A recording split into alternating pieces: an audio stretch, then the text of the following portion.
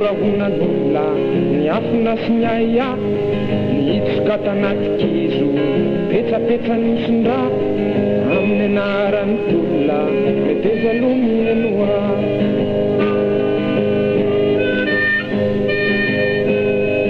sikisany tofarina tsy mitserakaiky tsony ireo kostonarina sara lasa honohono rikiotsyrikaalamatsy tsy manambateny zany nampetina kafofatsy mihodikiotina amin'ny tany ialao lay fika be andosiro tsy mita amin'ny anaran'ny tolona zay natao rala amin'ny anaran'ny tolona zay nataotsika leroa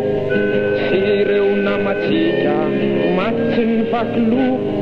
amin'ny anaran'ny gatra naketratsika taloha sakafo kely ny sofina meteza meno ay aloha lanilaingy zao isika tsy mba misy ambarintsy revirevy mangatsika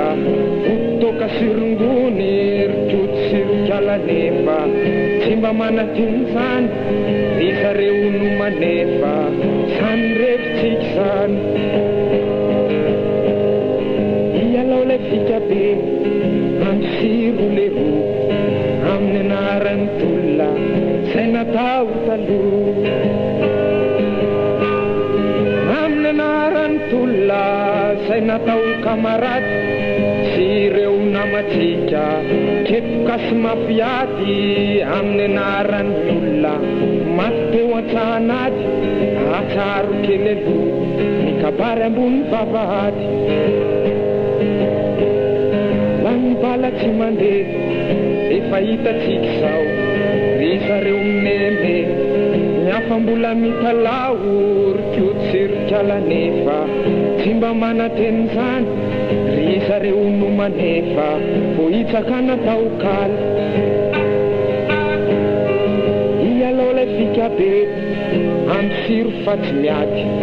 amin'ny anaran'ny tolona zay natao kamarady ialao lay fika be andosiro fa tsy miaty amin'ny anaran'ny olona navaritsika tany ankady